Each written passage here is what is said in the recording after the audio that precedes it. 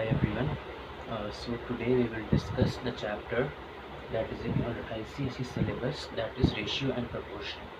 Okay, so before proceeding to the chapter, let us see what a ratio actually is.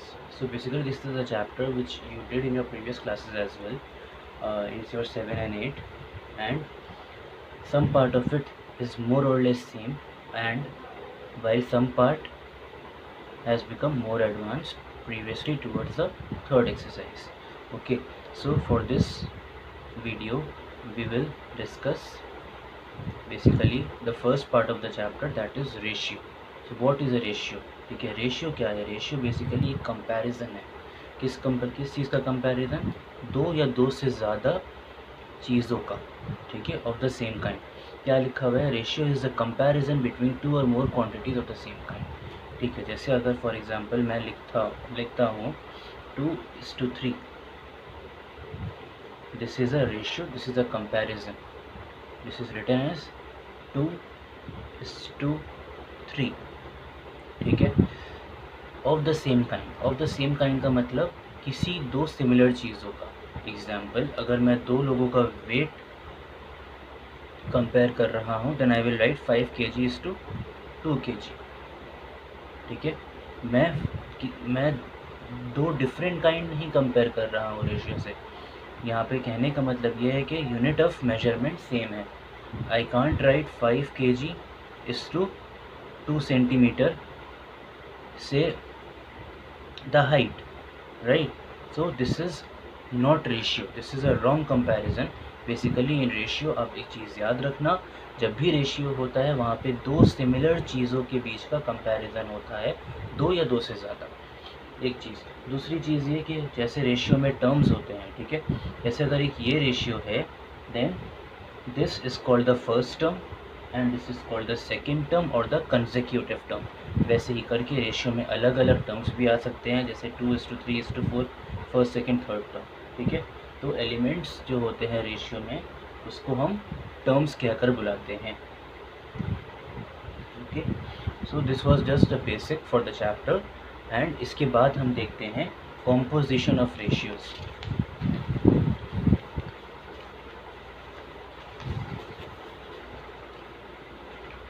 क्या है composition of ratios? Composition of ratios में हम कुछ different types करेंगे ratios के. ठीक है, फर्स्ट ऑफ ऑल आपका है यहाँ पे कंपाउंडेड रेशियो.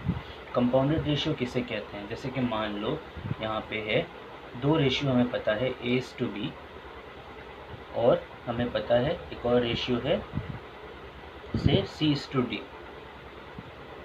तो कंपाउंडेड रेशियो जो होगा इन दोनों का मिला के बनेगा AC:BD. क्या किया हमने यहाँ पे? दोनों का फर्स्ट टर्म मल्टीप्लाई कर दिया और दोनों का सेकंड टर्म मल्टीप्लाई कर दिया और दोनों को एक रेशियो के टर्म्स में प्रेजेंट कर दिया. AB:CD, A:B एंड C:D है. इसका कंपाउंडेड रेशियो क्या बन गया? AC:BD. ओके, जैसे कि मान लीजिए अगर दो नंबर दिए हुए हैं 5:2 और 2:1, तो इसका कंपाउंडेड रेशियो क्या होगा? 5 × 2, दोनों का फर्स्ट टर्म मल्टीप्लाई किया और दोनों का सेकेंड टर्म मल्टीप्लाई किया, जिसको हम शॉर्ट करके अगर हम 2 से डिवाइड करेंगे तो ये 5:1 हो जाएगा इसका कंपाउंडेड रेशियो. फिर आता है डुप्लीकेट रेशियो. डुप्लीकेट रेशियो किसे कहते हैं? डुप्लीकेट रेशियो कहते हैं जब हम किसी गिवन रेशियो का स्क्वायर कर देते हैं. जैसे A:B का डुप्लीकेट रेशियो क्या होगा? A²:B². जैसे अगर मान लीजिए 5:7 दिया हुआ है तो इसका डुप्लीकेट रेशियो क्या हो जाएगा? 5²:7², दैट इज़ 25:49.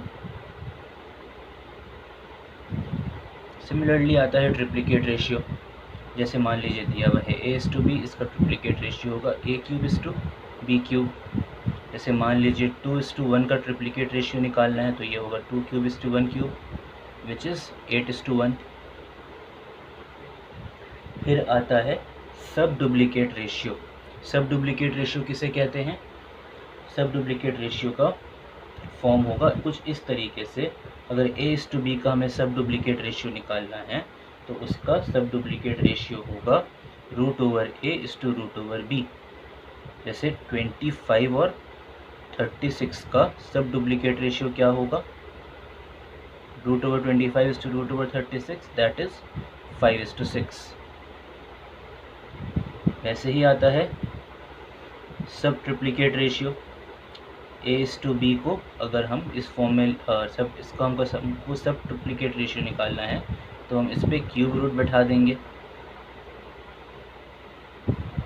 समझे।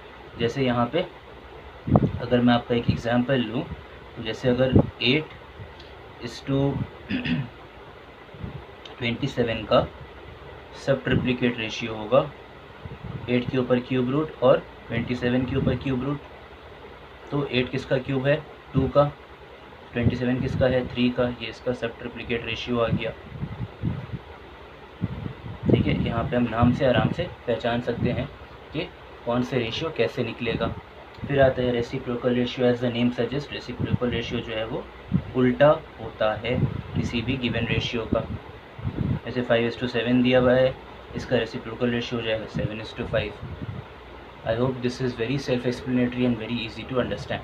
Okay, next, for the first exercise in your ML Agarwal book, we will solve 2 examples in this video, and later I will provide you with some solved sums. After seeing that, you can proceed to the exercise.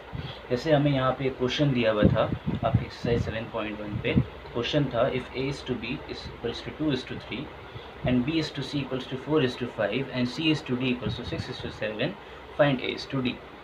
ठीक है, हमें क्या निकालना है, A:D, और हमें 3 ratio दिए हुए हैं। क्या क्या 3 रेशियो हैं कि A/B जो है वो 2/3 है, B/C जो है वो 4/5 है, एंड C/D जो है वो 6/7 है।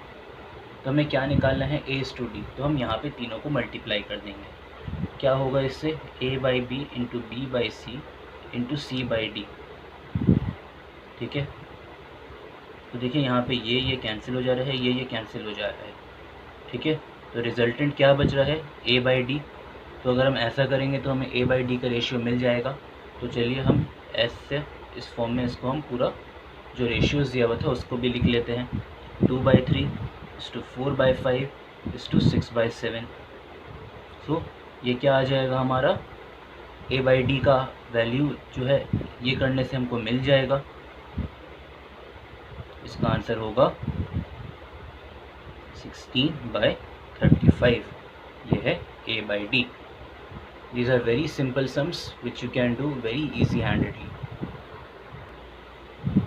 ऐसे ही हम एक सम्स और देखते हैं जहाँ पे क्वेश्चन दिया हुआ है A:B इक्वल्स टू 3:11, यानी A/B जो है वो दिया हुआ है 3/11। हमें क्या फाइंड करना है, 15A - 3B = 9A + 5B। ठीक है, तो हम पहले जो फाइंड करना है उसको हम लिख लेते हैं।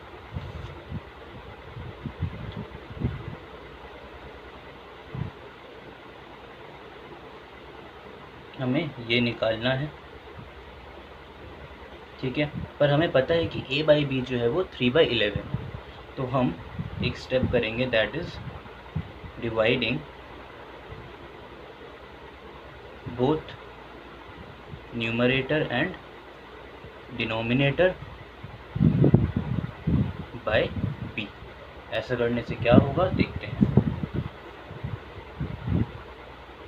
15A/B - 3B/B 9A/B + 5B/B।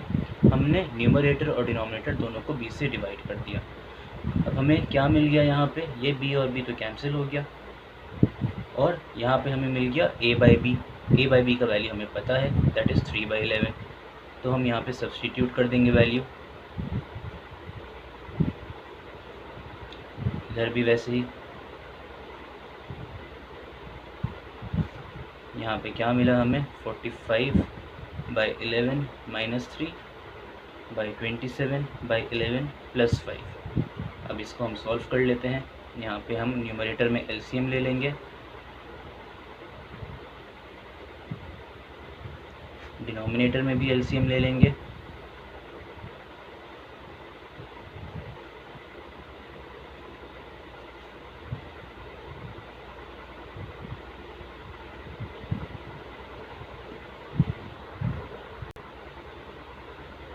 तो ये मिला हमें, दोनों 11 11 कैंसिल कर दिया, 45 माइनस 3 होता है 12, 27 प्लस 55 होता है 82, 2 6 241 दा, तो ये हमारा रिजल्टेंट रेशियो है, दैट इज 6/41.